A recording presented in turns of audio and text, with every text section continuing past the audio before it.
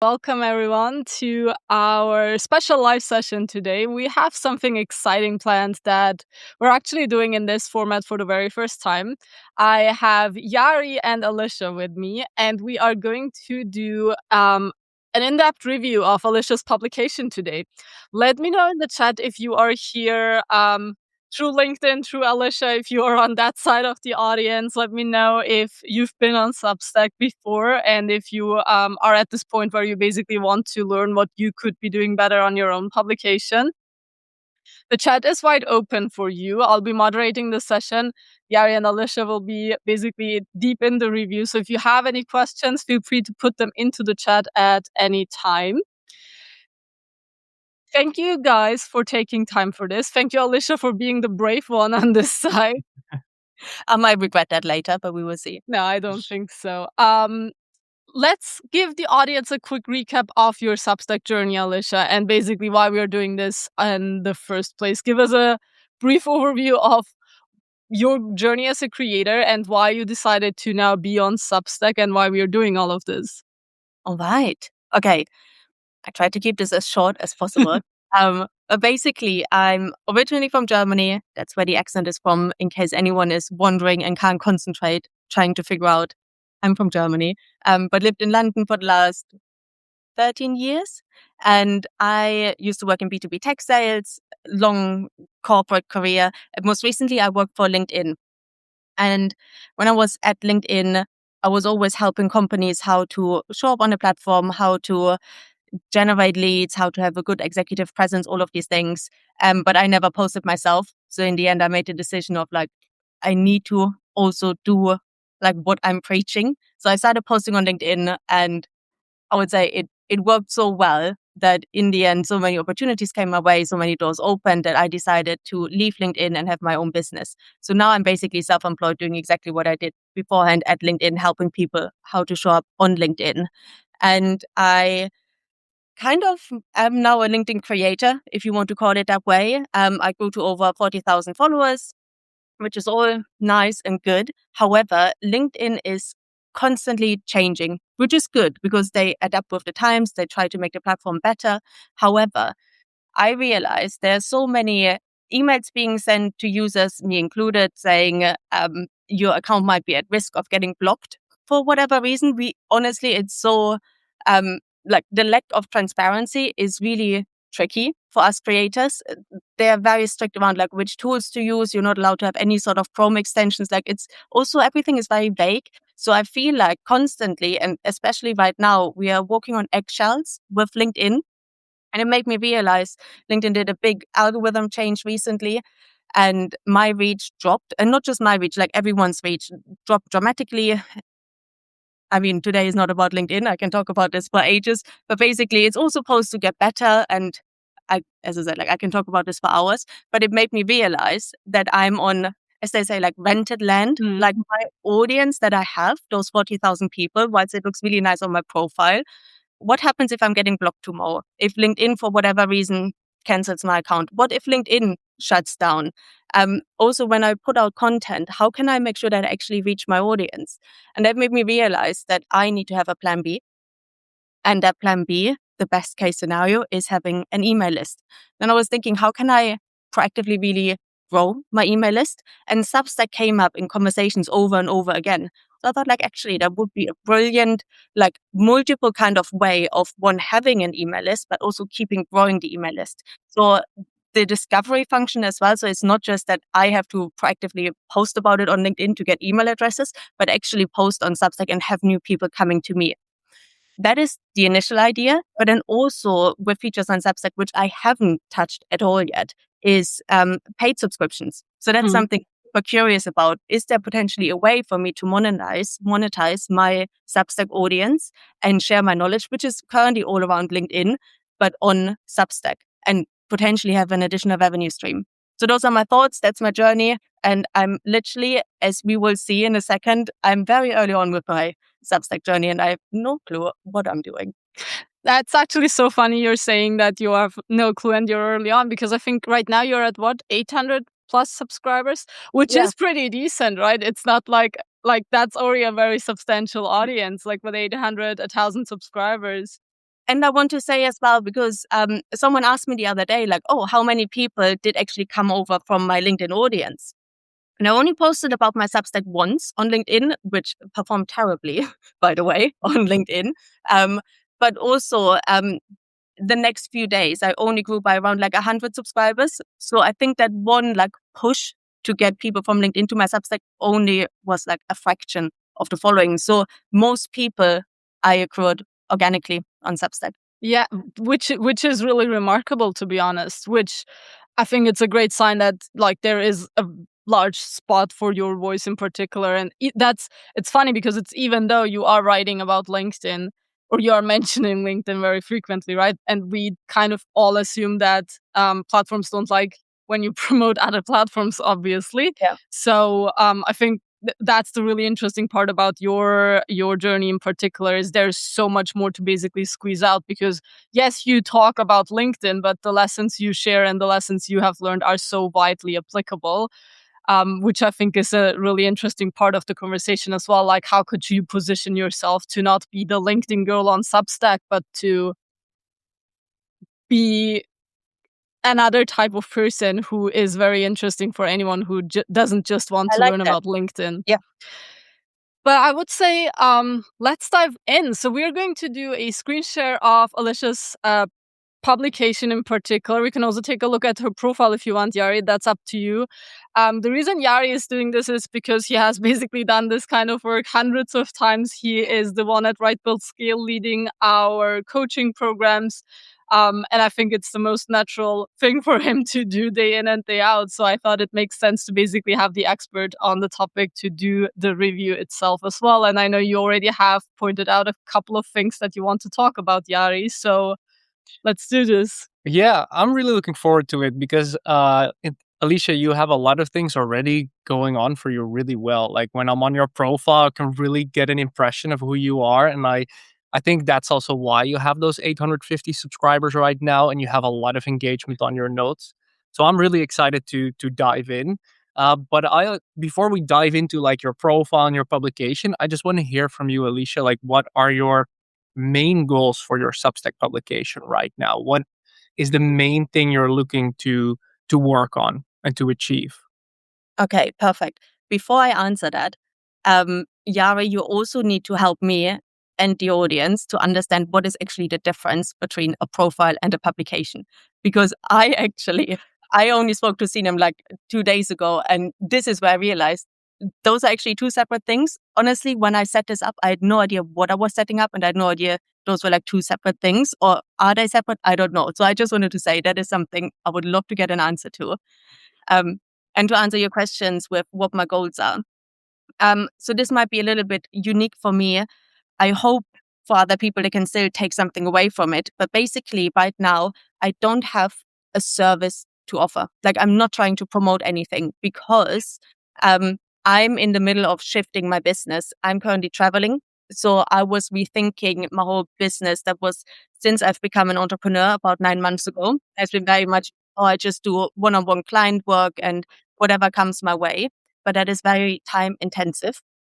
So I decided to shift my business more towards a digital product. So I want to create a digital course that I'm currently building out. And once that's ready, or maybe even from now on, I want to start promoting it. But also this is why I want to use Substack. Is the music just on my end, or is music everywhere? I am hearing some sort of sound in the background. Yes, I don't hear music, but I have like some a drill. construction work. Yeah, that's what I'm hearing. I'll mute myself. Sure. All right. All right. Well, at least I thought it was music and not just construction work. So yeah, so number one goal for me right now is building that email list so that I can then start promoting my digital course when it's ready. And then the second goal, which I haven't touched on yet, but I want to think about having a paid publication, if that's how you call it, paid Yep. subscribers. All right. Got it. Thanks for sharing that context, Alicia. So, let's just start with the first thing, the profile versus publication, and then let's dive into the monetization aspect. So, on Substack, you have a profile, right? This is your profile, and your profile is always you, right? So, Alicia, that's your profile. Just like on any other social media platform, you have a personal profile. And your publication is more your newsletter itself, right? So, for example, if you go to our or my profile, you see this is my individual profile, and the publication is Right Build Skill. So you can call it go somewhere else. You can see it as a newsletter. You can see it as a magazine. Basically, you can see it as your business. So I always recommend your personal profile, make that you, right? That is your name, that's your personal image to it. And your publication, make that more branded, like a newsletter name, for example. So maybe your newsletter could have something with LinkedIn in it, or LinkedIn simplified, or you know, anything that instantly gives this impression, oh, this is what it's about. Um, and all your long form posts that you send out to those 850 subscribers, they basically live on your publication. So they live right here, right? So this is where everyone, well, no matter if they're subscribed or not, they can access your archive.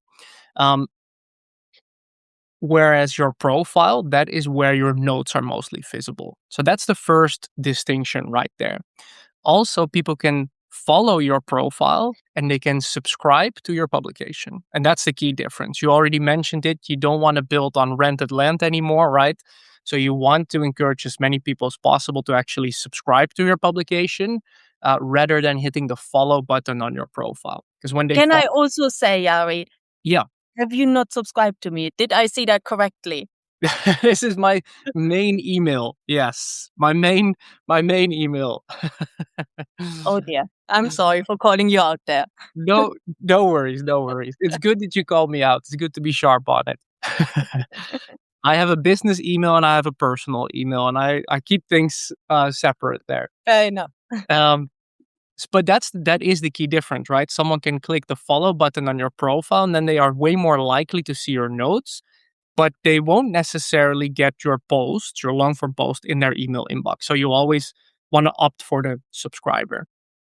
So Okay, so the difference is because that was also something I wasn't sure about. So subscribers are the ones subscribing to my publication, which silly me currently is the same name as my profile, which is my name. yeah, So, and followers are followers of my profile. exactly, Got it. 100% correct.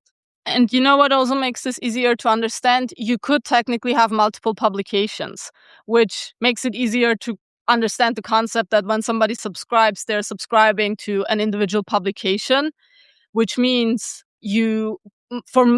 most of our clients, and the normal recommendation that we have is to go with one publication, grow that one publication. And then if you have multiple passions, you want multiple publications, you can add that down the line. But for most people, it's one publication they have.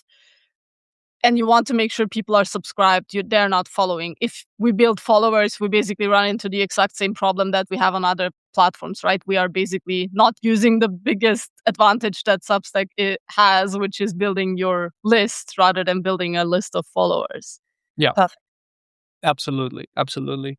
And what I really like from your profile is that I get a clear impression of you. And that's always what I'm looking for. Is this a real person?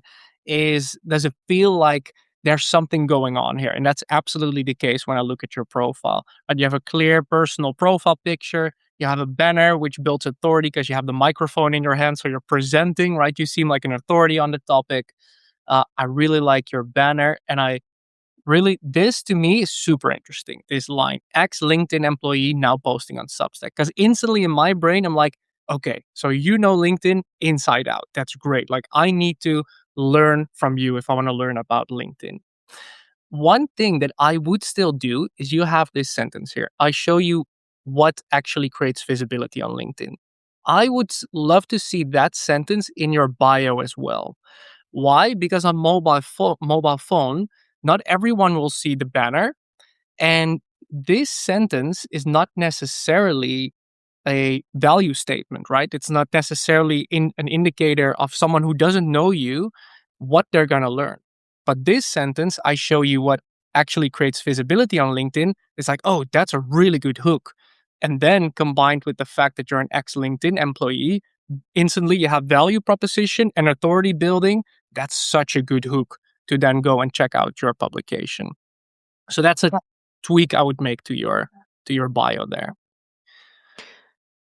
Actually, as you were talking, Yari, I realized maybe from the text itself, just changing the spots would make sense, right? The text on the image into the bio and the bio text onto the image. Because the I left LinkedIn because of LinkedIn part, that's really fun. It's also kind of shows personality. Yeah. But it's an additional reason to trust you and to go with you. It's not the first reason when I'm not familiar and I have no idea what you're doing. Yeah, I like this. I give kind of like the same advice for people on LinkedIn, which is always do always do clarity over clever. So whilst this line is clever and quirky, but if you're not a Stephen Bartlett with millions of followers that people already know from the outside, just lean more on the boring side and on the clear side, because that's what people, exactly as you said, they need to clock it instantly. Yep. So, yeah. Exactly. And I agree with Sinam that this line itself builds a lot of personality. It shows personality. So I would simply then take that to your banner because it's still funny. It's still, when I read it, it's funny. It's not, indeed not clear what I'm going to get, but it adds personality. So shifting it around is something I would do. Then when I take a look at your notes, I would say keep doing what you're doing because you're posting consistently and you're getting a lot of engagement. And I really get the feeling that with the way you write your notes, again, I get the feeling like I know you and I can feel your personality. And that's so important, especially in this day and age of AI generated content, right? Knowing that you're real and that I feel a personal connection with you. So I would say that's mostly it on the profile side. You've done a really good job there. Just make the tweak to the bio. If we're moving to your publication, this is where I would actually love to see that congruency between the branding you have going on here. See that on the publication design as well. Have you ever played around with the settings, the design settings of your publication? I did not know that was possible. Okay, we can take a quick look at that. Just let's see. Let's do that right over here to Substack. If you go to the dashboard, in the bottom left, you see website editor. You always want to make sure that custom body layout is turned on because that allows you to customize your publication way more in depth. You can change the branding here, but you can more importantly change your hero section so that it features your most popular post, so that it features a hero post. You can add a dynamic call to action, which is this thing. It's called a subscribe block. Based on someone's status, the call to action will change. So someone who isn't a subscriber yet, in our case, they will see this call to action. If someone is already a subscriber, they will see a call to action to upgrade to paid. And if they're already a paid subscriber, we simply send them a thank you message. I recommend putting this right below your hero section. So it's another entry point, right? We want to create as many entry points as possible for someone to hit that subscribe button.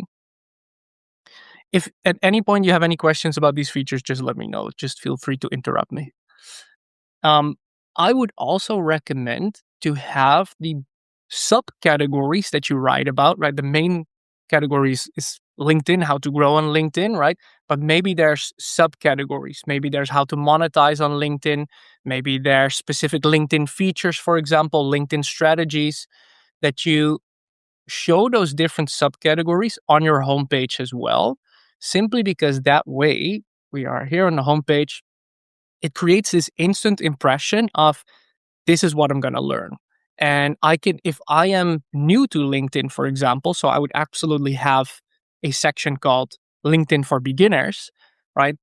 If you're new to LinkedIn, those are the posts you're looking for. If you're looking to monetize on LinkedIn, you are looking particular for those type of posts. So you're making it easy for both existing subscribers and strangers to find exactly what they're looking for, which is going to help with retention for existing subscribers, but it's also going to help with attracting new subscribers, right? Who can instantly find, oh, I'm new to LinkedIn. I can instantly now find some of the best resources that Alicia has created. Click on it, read it, hit the subscribe button. Can I ask a question here? Of Um, course. I'm still, I mean, I don't know how many publications I've put out, like newsletters I've put out, maybe like 10 or something like this. Mhm. Um, and so there is not like a huge database yet. But so Yeah. far, what I've been posting about is LinkedIn and then also a couple of more personal ones. Of course, they're somewhat related to my business, but it's also more me and what's going on in my life. So would you say, rather than having two publications, which would be one LinkedIn and one Alicia's personal life, keeping it with one publication, but then under my LinkedIn publication, I might have then a separate section where I can say like learn more about me, and this is then the category I would put it under. Yeah, absolutely. I would indeed not go for two publications because I would first focus on building one. And I also think those personal posts, they build the relationship with you. You can just make sure that they are indeed then in a separate category, basically, so people can find those. Because I can also imagine that your super fans, right? They would love to read that even more. So you also make it easier to find for them. Yeah. Perfect. And when I put out a new publication, it will go out to all of my subscribers anyway, or is there a way to segment my subscribers that one publication only goes to one? Like, for example, when we do this with like LinkedIn for beginners versus LinkedIn for people who want to go all in, Yeah. can I, yeah, You send it to the. you could create sections. So a section is basically like a newsletter within your overall publication. So you could, for example, have this section of just LinkedIn posts and a section that's more personal posts. So someone, a subscriber, can then decide: do I want to receive those personal posts as well? Yes or no. I wouldn't necessarily say that that's the change you have to make. um, I think it depends on how personal and how related your personal content still is to the topic of growing on LinkedIn.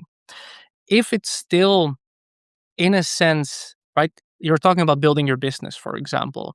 To me, I'm interested in growing on LinkedIn, but also in business and entrepreneurship. That would still be applicable. And a post like this, to me, sounds interesting. So I wouldn't make this change straight away, actually. I would, however, just encourage you to think of: how often am I going to share a personal post, or am I going to make some of my notes more personal and leave the majority of my posts more focused on LinkedIn itself? Because I think notes are a really good tool to also share that personal side of you.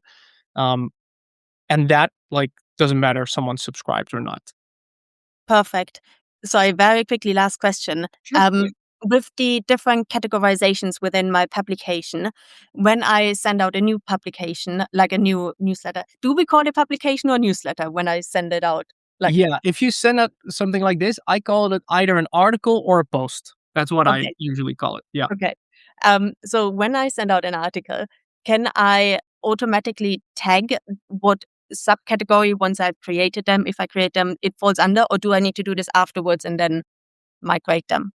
Yeah. So what you can do, you can create in the post sections. With your old posts, you can still change this, but also with a new post, the way you would do it is if you click on edit, you click on settings. Here you see tags.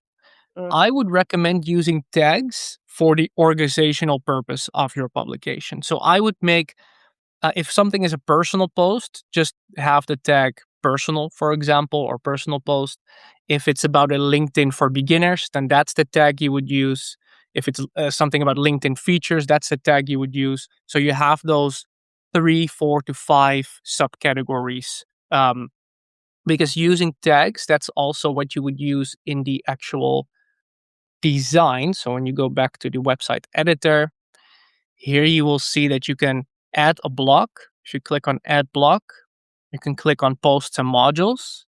Then I usually prefer grid. And then instead of the source, instead of recent posts, you would click on tags. This is where you would have the tags that you want to be perfect. featured. Yeah. Yeah. Let's see. So that's something I would take with you, right? The branding you have going on in your profile, make sure that that is reflected on your publication. Same thing goes for your about page. I see that right now you still have the default about page that Substack gives you. This is where I would go like all out about you and about the newsletter. So ideally what you want is you want to start not with about you, but actually what's in it for the reader, right?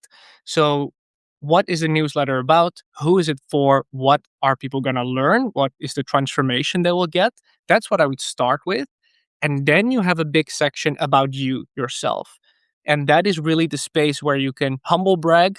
So feel like every achievement that you have that builds that authority, that builds that credibility, you want to have that featured there, usually with some personal picture of you, right? To have that more establishing your personal brand and that connection with you. Um, because this way, and make sure you have multiple subscribe buttons on the about page. This way, your about page also becomes um, a source of new subscribers. Because certain type of users, I'm not personally one of those users, but I know a lot of people are. When they just go to publication that they don't know, the very first thing they do is click on the about page. Not even scroll through the homepage, but they just automatically click on the about page. I don't do that. I like to browse through the homepage first, but some people do, and then you make sure you capture that traffic there. Um, I would actually say let's then talk a little bit about the monetization aspect, since that is a big goal of yours, right? So you mentioned initially having the idea of wanting to build a course and then launching that, right? Can you maybe walk me through quickly on what's your plan? What stage of the course creation process are you right now? Yeah, maybe walk me through that. Yeah. So, well, fingers crossed. But like the plan is to have it all ready by July. So the 1st of July is kind of like the deadline I've set for myself. But I do want to start pre-selling my digital course as early as possible because that will help me. Because right now I said no to a lot of one-on-one client work that helps me financially to keep me afloat, but Yeah, also gives me accountability knowing people actually paid for this. So I better get on it and put it great. out. Yeah, So I think, yeah, so now is April, so we have May, June. Oh my God. So yeah, two months kind of until it's ready. But yeah, the start of like the sales aspect should start rather sooner than later. that's great because that's the exact advice I always give. Like you want to sell your course before you build it. Ideally, with any digital product, with any offer, you want to have validation that there's actually demand, right? So pre-selling it is just a really smart strategy. And also, your 850 subscribers, that's already a solid base to actually do a pre-launch too. So the sooner you can do that, the better. I think that will be very helpful. And then, Can I ask a quick question here in sure. between? I have an email list currently on Beehive from webinars that I did on LinkedIn where I had like a sign up page where people had to put in their email addresses. So I have around like 5,000 email addresses on Beehive. Mhm. I don't have a proper newsletter set up because I'm terribly disorganized. So I only message them like once in a blue moon when I have a new webinar or something coming up. Yeah. So the question is, does it make sense for me to import them into my Substack or should I Mhm. keep them separate? Mhm. I love that you asked that question. These 5,000 people are all interested in LinkedIn, right? It's the same target audience, basically. Yeah. Perfect. So, yes, but I would do a reactivation campaign before you do so. So, if you haven't been emailing them consistently on Beehive, do a quick reactivation campaign. The best, the easiest way to do this is by already incorporate your Substack into the mix. So some of them might have heard of Substack, but they're not familiar with the way it looks, the way it feels. So if you're going to import them and they're now receiving emails through Substack and they don't really know what it is, it feels foreign to them, right? So one thing you can do is out of the posts you already have created, um, I would say pick a few of them, and this could be newer posts that you publish, and to your Beehive list, send like the link to that post. So, for example, maybe you make it about a few LinkedIn strategies or a few LinkedIn features that they really should be using. Then the email you'll send to Beehive is just a short introduction, right? Um, and then you say, like, I just released a new post on my Substack where I explain exactly the 3 features you should be using on LinkedIn. Click here to check it out. And you're already directing them to your Substack publication.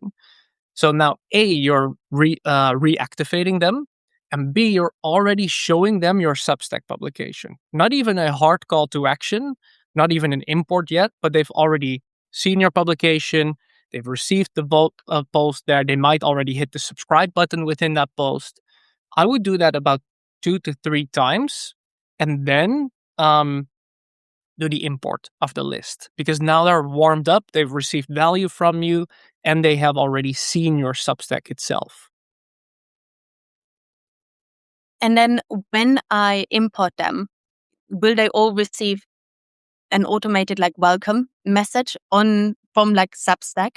The one that is, I think there is one set up. I'm actually not sure. Yep. Yeah. So if you go to your dashboard and your settings, you will find emails on the left-hand side. And this is where you see welcome emails. Welcome email to paid subscribers, to free subscribers, and a welcome email to imported subscribers. This is where you can actually edit that email yourself.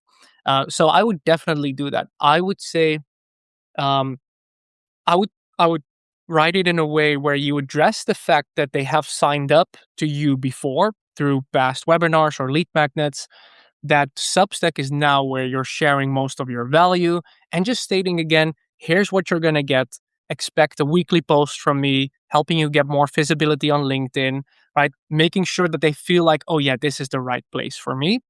So you really give them a custom message.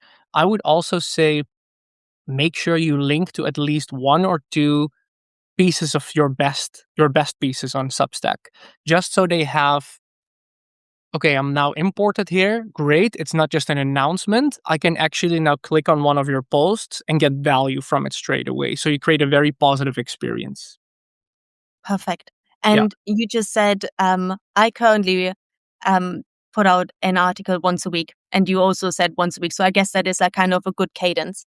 Once a week is definitely good cadence. Yeah, absolutely. I always recommend 1 long form post per week at least, and then at least 1 note per day. You're already doing multiple notes per day. That's even better. That's a good frequency to follow. Yeah. Perfect. Yeah. Then, since your course isn't live yet, I'm just gonna take the assumption that it will be, right? Once your course is live, you want to create enough entry points for it as well, right? So add it to your navigation bar. You can, in the settings of your publication, I'll just show that real quick. If we're in the settings right now and you go to website, you can then, in the navigation bar, add custom links to it as well. Add the link to your course sales page there for sure. So you always have an entry point. On your about page, you want to make sure you have a short, it doesn't have to be a hard pitch, but it's just framed as the next step, right? If you want the full resource to grow on LinkedIn, get more visibility there, I created a course, click here to check it out. Just so you're using your Substack and the publication to create as many entry points as possible for people to A, be at least aware that you have the course, and B, potentially buy it. That first aspect, creating awareness, might even be the more important aspect, because the more they just see, oh, Alicia has this LinkedIn course, looks cool, looks promising, the more they've already seen it. Then when you do more of a promotion for it or a hard call to action, they're already ready to buy, rather than first having to like fully educate someone on your course because they've never seen it, and then making sure they buy. So that's absolutely something I would do as well once your course is live. One other thing I would do is when you go and make design changes to your publication is make sure you have a hero post. And actually, this already gives me quite an impression of a hero post. A hero post is one that you pin to the top of your publication, because whenever you go to this post. You click on the three dots. Here it will give you the option to pin it to the homepage. And basically, a hero post is one you want everyone to see. Everyone who's new, they've just seen you on a Substack Live like this one. They've just seen you one of your notes, and they first click on your publication. What's the very first post they see, right? Right now, it's your latest post. You want to make sure it's a pinned post, a post you decide that that's the post that they will see. And I think this one is already to me looks like it's going to be hero post. So hero post is basically, this is who I am. This is what I do with my newsletter. Here's my authority. Here's my experience, credibility, and here's why you should sign up. Of course, not written in those exact ways. You want to make it appealing, but the hook like this. I'm an ex LinkedIn, and I'm telling you to stop replying on LinkedIn. Like, so a hook like this, like I'm an ex LinkedIn employee, and here's how you actually get more visibility on LinkedIn, would be such a good hero post. And then you want to make sure you add plenty of subscribe buttons to that post as well. Got it. Yeah. Can I quickly check with Absolutely. recommendations? I heard, and obviously I played around with it, you can recommend other people on your publication. I recommended your publication. But I also wonder, who should I recommend? What's the point? Should I always recommend them? Should I recommend them for just a certain period of time? Do they also need to recommend me in return? Or is this just like, I know nothing about those recommendations? Yeah. I love that you addressed that, because this is definitely one of the better growth features on Substack, and one of my favorite growth features. So, if you go to your own dashboard, then in the left-hand side you see recommendations, and this is where you see exactly who's recommending you, how many subscribers they're sending your way. So the recommendation feature brought us more than 9,000 subscribers. And the cool thing is, it's pretty much set it and forget it, right? So you set it up once, you recommend a newsletter on your end, they recommend you on their end, and it's hands off. And now the way the feature is designed is, let's take Landon as an example. Landon Paburan, we work together with him quite a lot. He already sent us almost 500 subscribers on autopilot. That means someone subscribed to Landon's publication, then they see a pop-up saying like, Landon is also recommending Right Build Skill. Do you want to subscribe, yes or no? And almost 500 people said yes. So what I would recommend in your case, Alicia, and anyone looking to grow on Substack really, is to really focus on these newsletter recommendations. The only thing is, you will have to be proactive about it yourself, meaning you go and look at which newsletters out there on Substack have the audience I'm looking to reach. Those could be, I'm not sure like how many LinkedIn focused publications there are, but I would go and look at adjacent niches, right? So any newsletter for online creators, online coaches, digital entrepreneurs, digital marketing newsletters, a portion of that audience will have an audience who's interested in growing on LinkedIn. So those would be a great fit to approach for this recommendation exchange. The only thing is, you will have to reach out yourself to those creators and really initiate. So usually what works well is, if you found someone you could collaborate with, you engage a little bit with their notes and posts. So you're not a stranger when you send them a DM, but they've already seen your name, your face, your profile a little bit. You do that for 2 or 3 days, and then you send a DM. You just introduce yourself, you state your credibility, and you mention, like, I think we have a lot of audience overlap. So would you be down for a newsletter recommendation exchange? Most cases, the answer is yes, because it's simply a win-win scenario. I would really focus on this strategy a lot, because it's something you do once, you press the button on your end once, and it's set up, right? So it has a very high ROI in that sense. Mm. And honestly, Alicia, I think in your case, the lowest hanging fruit is also to kind of monitor the people coming over from LinkedIn, also some of the bigger creators. I'm sure you basically have people in your circle that you are familiar with, that know you, because right now a lot of people are coming to Substack, right? Also from LinkedIn. And Yep. if you are kind of one of the first people to reach out and say, hey, there's this cool feature recommendations, do you want to just do it? I think that's the easiest yes that you will get from those people in particular. And since they have brought over people from LinkedIn, you also kind of know that your content is very likely to be interesting for their audience anyway. Yeah, absolutely. Because also I think it doesn't make sense if I were to try and reach out to someone with 100,000 subscribers on Substack, and here I am with my 800 asking, hey, let's swap recommendations.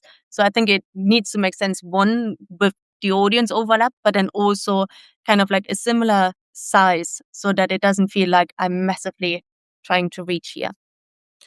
I would actually challenge that notion, because I think, Alicia, you have a lot of credibility, right? As an ex-LinkedIn employee, and the impression I'm getting from your newsletter is really strong. So if someone has 10,000 subscribers already, you're I would just reach out to them, because you already, like, they might say yes because you leave a very good impression.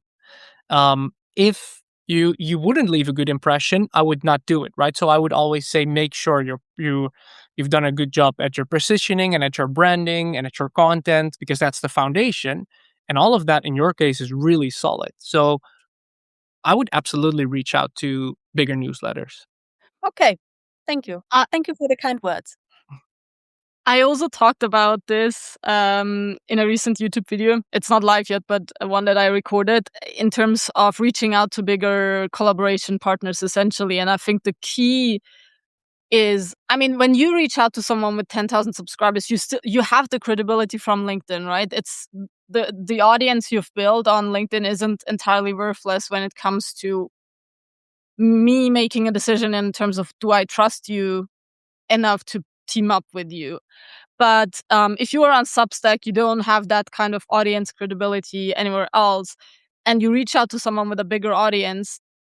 If I'm Right Build Scale with 45,000 subscribers, and someone reaches out to us for a collaboration and they have a few thousand subscribers, the key things that I'm looking for is you making a very clear first impression in terms of what is the collaboration that you are interested in, and you making very clear how to do this in a way that makes it very easy for me. Because when you have 3,000 subscribers, you reach out to me, I have 45,000 subscribers.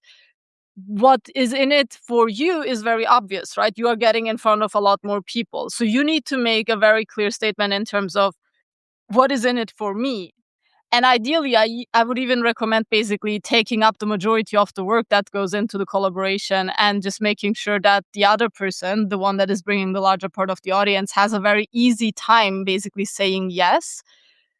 Flash out the value that their audience is going to get out of it. I think that's a really underrated kind of tip for most newer creators, because if you know that you can bring value to their audience, just because they have more subscribers doesn't mean that they will say no. We are very open to collaborating with much smaller creators. But if somebody is sending me a message saying, hey, do you want to swap recommendations? I'm probably going to ignore it, because you are basically requesting that I do the background search and try to evaluate whether it's worth it, which most of the time it's not. And I think you have a standing, you have credibility, you have the audience on LinkedIn. So most of that doesn't even apply to you in that sense, because you are not really like, I know last time we talked, you called yourself kind of a baby creator, but you've built a lot. You have the credibility. So I think you can lead with that in most conversations. All right. Absolutely agree. I would say those were some of the main points that stood out to me when I was looking at your profile and publication. So, Alicia, are there any questions you have top of mind? Anything you want me to take a look at right now? Yes, I would love to know when you think it is the right time, or if it is the right time for anyone to start a paid publication. Yeah, that's a great question. Um, I would always say it really depends on if you have right now, if you already have an idea behind what type of paid content you would like to create. If you already have that in mind, I would say you could start that pretty quickly, like almost instantly. Because you have, first of all, your niche is pretty easy to monetize, in my opinion, because you are probably targeting business owners, entrepreneurs, creators looking to grow, right? It has a clear financial ROI. Um, so, yeah, let's actually start with that question. Do you have an idea about what type of premium content you would like to create?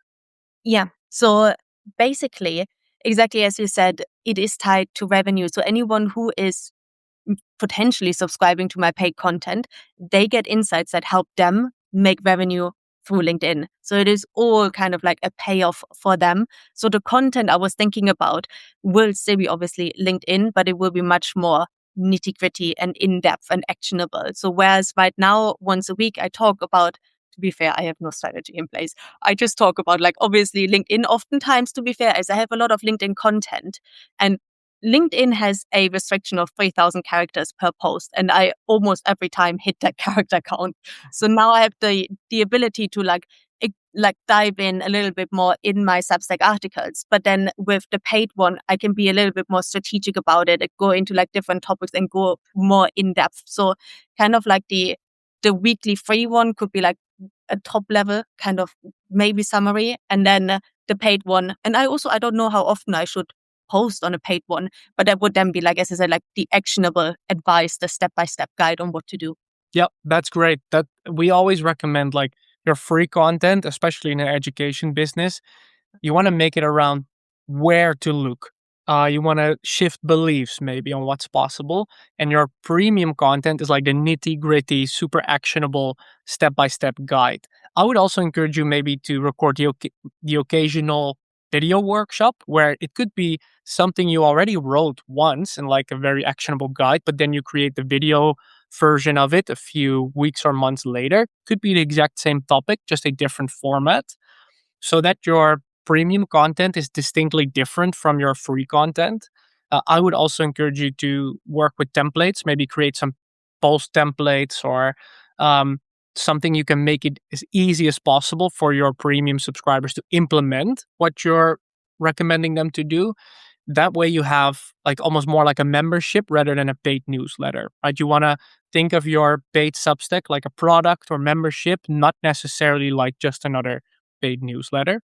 So I think that is already a really solid plan. Um, Go ahead. Um, two questions. Sorry.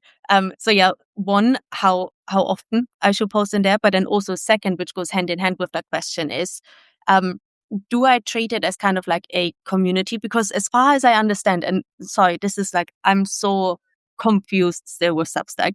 I can see like there is a channel for your publication where the three of you with Philip as well, where you like animate your audience, ask them like a question, like a bit of like a challenge or to do. Is this something that I should also do? Like treat my paid subscribers as kind of a community and proactively show up once a day or once a week, asking them questions and they can respond? Mm-hmm. So what you're referring to is, I think, our chat. Our chat is actually free. We use our chat indeed to build community and to engage our subscribers. It's not a paid member only perk. I think the chat is best used for your free subscribers because that way you're building this community and the people within can then decide to upgrade or decide to purchase your course. Um, Usually, if you want to have some sort of community aspect to a premium Substack, I would kind of like have that off of Substack. It might get a little bit tricky there in terms of the subscription, right? But having a different environment for them to either communicate with you or with each other. But then again, that could also be its own separate offer, right? So I think if you focus on premium content like workshops, in depth guides, templates, that's plenty of value for someone to hit that subscribe button. Because also, what you don't want to do is cannibalize any of your future offers. I think, especially with your niche, you can build a course, you can build maybe high ticket group coaching around this topic. You could do many things to monetize this, and you don't want to have all of that in a $10, $15, $20 a month subscription because then you're cannibalizing your future offers. So I think just the premium content we talked about, there's plenty of value already to do that. In terms of frequency, if you can upload like post twice a month a high value premium resource, that could be a good schedule. If you could do weekly, that would be great, but I think I would actually prefer 2 times per month right now, because then that gives you plenty of time and energy then to focus on growing your overall audience and monetize the audience you have right now. So that's a frequency I would aim for. Mm. But I think you can really pull this off quite fast, and maybe even before you launch your course. Because if your course goes live in July, probably your pre-launch will be somewhere, I'm guessing mid-May, something like that, end of May, June, Yeah. something like that. So you could, I mean, of course, I don't have any insight on your schedule right now, but start your paid tier maybe before the end of the month already. And you could decide to do a soft launch first, where you just publish your first premium post. And at the top of that post, you have a call to action, giving people maybe a discount when they join the annual plan, just to incentivize the first people to join. But with 850 subscribers and the niche that you have and the topic that you write about, I would really make this a focus point. Yeah. All right. What would you say is like a good price point to start with? Um, I think, well, I can share our pricing strategy right now. Let me quickly add something here, which might also be relevant to the pricing, because Alicia, you still have your membership, right? Which is your key Yeah. offer now. So to give everyone a little bit of a background, when I left LinkedIn and started as like a solopreneur, I was doing a lot of one-on-one work, but I also started building a community, which is set on Circle. So separate platform. This is where I uploaded lots of templates, like messaging guides, webinars, all of that. But it was very hands-on, which is fine. But now that I'm traveling and I want to build a digital course and actually shift my business a little bit more to be less hands-on, I now downgraded my community. It is still alive. It still lives on Circle, but I'm not proactively promoting it. So I have now a community manager. So I'm a little bit more hands-off, but I'm Mhm. still popping into the WhatsApp every now and then. So I want to keep it alive. And then once the digital course is launched, I want to revive it and then be a bit Mhm. more hands-on again. So for anyone who purchases the digital course, I probably will do an offer where either they buy it and do it yourself at your own time, or with like a premium pricing where they can have access to the community, let's say for 12 months for like a higher price point. And then we have like weekly calls where they can ask questions. Mhm. Okay, got it. Because I know Yari has to run soon, so do you still want to stay on a couple minutes, or shall I take over here, Yari? I think it's safest if you take over, Sinem, Yeah. because I have another call in a few minutes. So let's do it that way. I'll just Yeah. stop sharing my screen right now.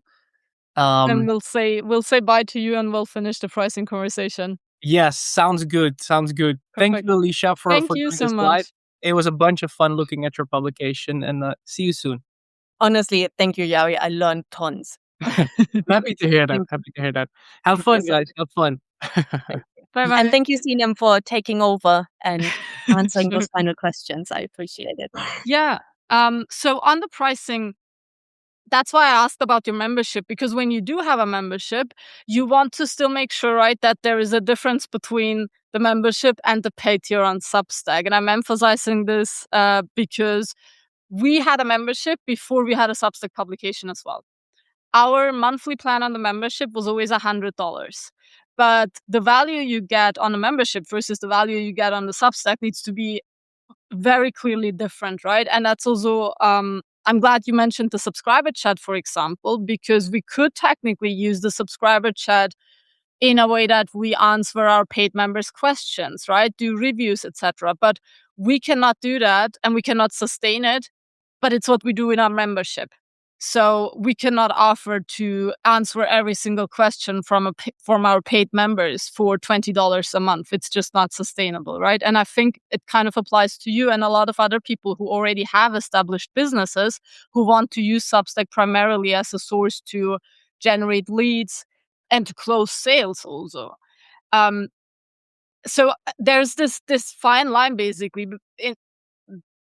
Do you want to make the Substack tier very affordable, which means you can more easily promote it, get more people in? Or do you make it like we do? You have a $20 per month, which is higher price than the average Substack.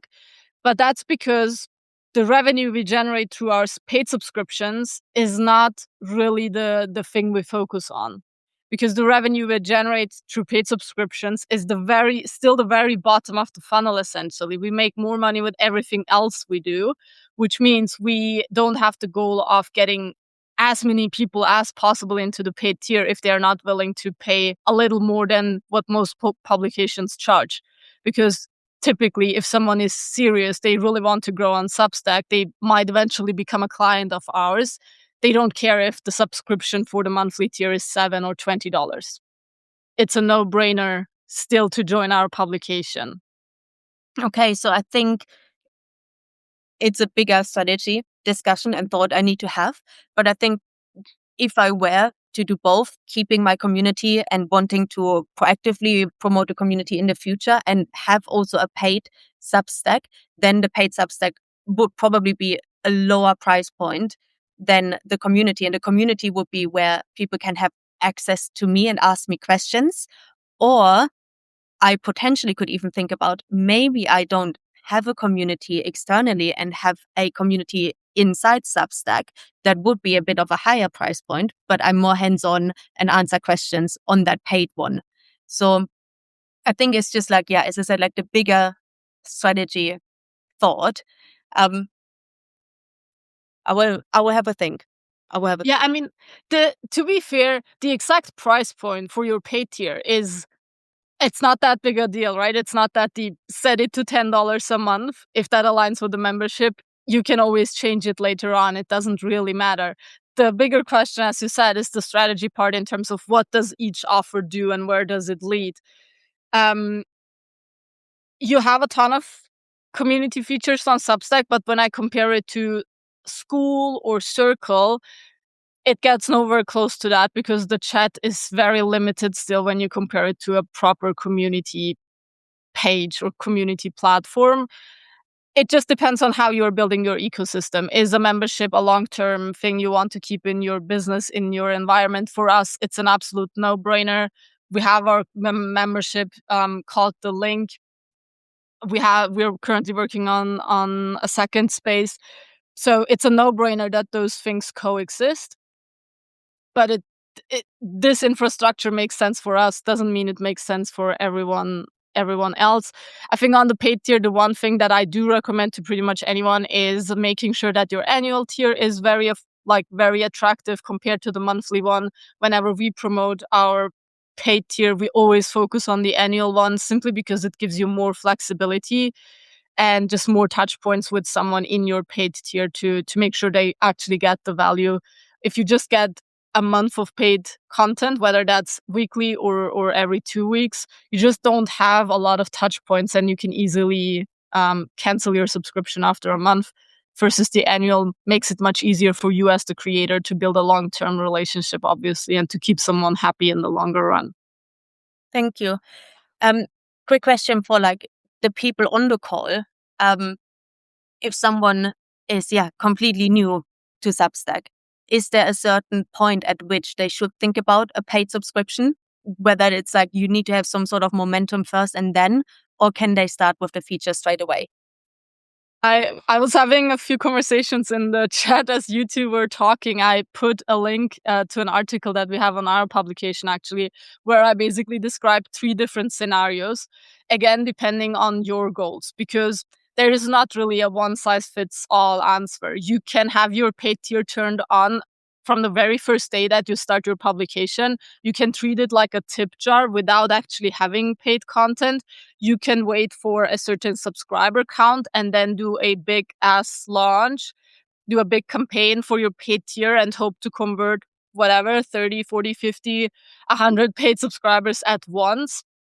You can do kind of a hybrid thing. It really depends on where you are and what model makes the most sense, because it doesn't make sense for me to say, oh, at 1,000 free subscribers, you should launch paid. There's just a lot more that goes into it, which is why I really recommend making sure you can sustain any promises you make, because the worst thing you can do is you set up a paid tier with very few free subscribers. You commit to posting a paid resource every week, and then you burn out because you only have 2 paid subscribers, which means you don't make a lot of money with it, but you have a high expectation of your paid tier. And naturally, what that means is you have less time and energy for your free content, which is the most important thing in the beginning, because that's how That's the engine. people Yeah. start to trust you and discover you. But I'll put the link to that specific post into the comments again, in case anyone basically is wondering about the same question. That's a breakdown of the 3 typical models and scenarios that we have seen. And yeah, if you have any follow-up questions, just comment on the post, ping me in the DMs, and I'm happy to help further. All right. I'm just quickly taking a look at the chat. Could I ask like a kind of a wrap-up question? What would you say are the top 3 things someone should do if they want to supercharge their Substack growth? Like, what are the actions they should take? So we talk about discovery and free subscriber growth, right?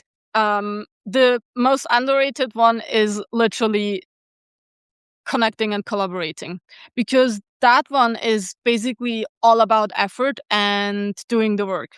When you try to write a viral note or a viral post to reach more people, there are you can increase your chances by following certain patterns and structures, but you're basically shooting shots without really knowing if it will pay off, right? You could post 1,000 notes and none of them could pick up, simply because even though we have best practices, we don't have a button that we can press and make something go viral. When you lean into collaborations right now, you basically know, okay, you're reaching out to 10 people, you're going to get a certain number of responses, you're going to get a certain number of yeses, and you know you are taking actions in the right direction that will have a clear outcome, namely putting you in front of audiences that might be interested in your work. That's the easiest leverage that you can build as a newer creator. And in your case, it's not really, you basically have kind of a major advantage there, because you are not brand new in that sense. Even on Substack, even if you would ignore your LinkedIn, right? You have 800 subscribers on Substack. You have a community that is commenting, having conversations very, very actively. So there are a lot of potential collaborations partners that would be very thrilled to talk to you, simply because it's very obvious that you have people loving your work and paying close attention to whatever you do. The second one, the most obvious one, is the consistency part, especially also in notes, and also tying that to the first part in terms of having conversations. I'm a huge fan of batch producing and scheduling, but also have conversations in notes. It just stands out. Even if I look at notes with big comment sections right now, I hope the drilling is not too annoying right now, by It's the way. fine. It's fine. When Okay. you're talking, actually, your microphone is good in blending it out. When you look at notes with a lot of comments right now, you already see some AI generated comments being in the comment sections of notes. So when someone is leaving genuinely thoughtful comments, it still stands out, or it stands out even more because it doesn't happen that often. And this is all going the extra mile. This is not shortcuts or hacks, like growth hacks, in a sense that you do something tricky and it blows up your account. But it's the work that anyone can do with no excuses, essentially. Yeah. And the third part is more on the kind of strategy and funnel side, in terms of what we talked at the very beginning. Make sure your profile just makes sense and guides the reader to the next logical point and step. The publication, when I'm on your publication, I usually give you a few seconds of time, right? For me to decide, is this right for me? Do I hit the subscribe button or not?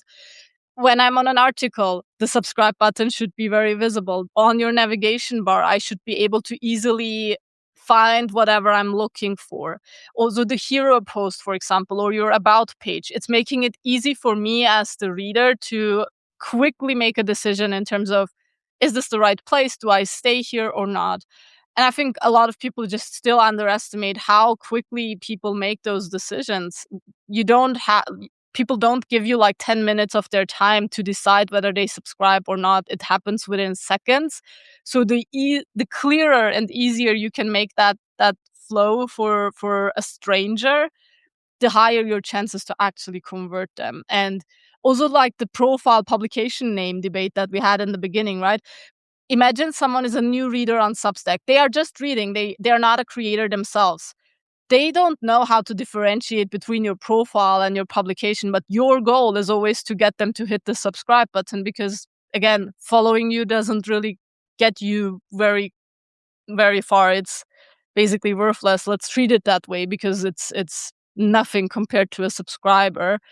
And I think it's really cool that we have so many different customization options within Substack to place the subscribe buttons, have your navigation bar customized, have the custom CTA blocks that we talked about earlier.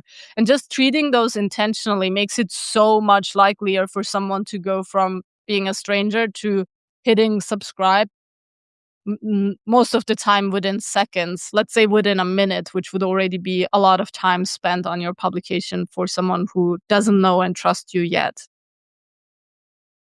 Thank you. You're welcome. Thank you for the questions. I hope this was useful. I know like a lot of times when we ask like what do we do to grow quickly, it's on the content side, write better content, write better hooks, spot trends, copy the trends from other niches to your own topic, etc. But I feel like when it comes to actually making it sustainable for a lot, especially if you're a brand new creator, you haven't built an audience anywhere else, if you just stick to those things, to showing up as a real curious human, you have the better odds at actually standing out because most people won't do it. Most people won't make the effort to actually have real conversations, to be useful to others because most people are impatient. That's just the way it is. And I hope that everything we shared, that there were useful nuggets for you, but also for all the others in the audience. I will say a big ass thank you for your availability, for your courage to let us do this. I hope that some of the things we said are actually going to make it to your publication and hopefully help you reach many, many more of the amazing people. It's always so cool to see your comment sections in particular because it's so clear that you have a ton of super fans who are really rooting for you, especially in this season when you announce what you're doing next or your life decisions and stuff. You clearly did so many things right in taking people on this journey with you and being very transparent. It just shows in the comments. And that's what we said, right? That's the humans being interested in another human story. It's not AI comments. It's not about going viral and using growth hacks. It's just people who feel like they know you and who are rooting for you and want to hear what you're doing next. And That's what I also always say on LinkedIn. And there's so much, like, I was smiling so much when you were talking about like how to supercharge your growth on Substack, because in essence, it's exactly what I would say on LinkedIn as well. In terms of like the content pillars, it's like, yes, I want to be known as a thought leader on LinkedIn, but also I want to be known as me and building in public and sharing what's going on. Because if you're just educating, people might learn from you, but they don't remember you. And if you're only talking about yourself, you're not building that credibility of knowing a certain subject. So you want to kind of bridge both. And I've been doing that on LinkedIn ever since. And I try to bring the same onto Substack. And also same like with the advice of how to grow. In the beginning, it's all about like, what do you actually have in control? What is not an algorithm? Because even with like the notes and like the discoverability, there is still like an algorithm in place, even on Substack. But what you have in control is connecting with other humans, reaching out to them, building connections. I do remember, and I mean, it was only a year ago when I started posting on LinkedIn, but I do remember the very first people that I started to speak in the DMs with, they're still there. And like, I still remember them. I know them by name. Like, it's like, this is how you start. And then it all grows from there. Yeah, I love that you point this out, because I think it's very easy to overlook when you look at people you admire or people who have a large audience. It seems like they've always had a large audience, which is never true, right? Everyone started with 0 followers or subscribers at some point. And I totally know what you mean. Like, I also have these conversations where it's like basically a random person, but I remember them very, very vividly because it's been early conversations, and those mean so much to you as a creator, and you need to have them at some point in order to then make the tribe bigger, to spread your message. And I think the biggest hack in that sense is to enjoy that early stage. Enjoy that you don't have thousands of people watching every move. Enjoy that any mistake you could potentially make is not that deep, because you don't have a lot of people judging you. And the people who are already with you, they are incredibly valuable, and you can learn so much from their behavior and from their comments. Just enjoy that part of the journey, because it's I think it's like with a newborn, right? It's you only have that period once, because ideally, if you do all the right things, you will never have that complete beginner stage again. And then things do change. If you have 10,000 subscribers, things are different. You have a different responsibility. You have different kinds of fears in terms of messing things up. So enjoy that stage where things can be more messy and experimental. Look for the pros instead of just focusing on how can I get this done as quickly as possible. It needs to be fun in order for you to sustain it. I think that's a huge mindset shift in itself. If you are under a ton of pressure, you want to make it work fast. I don't believe you can make things work if you don't enjoy them.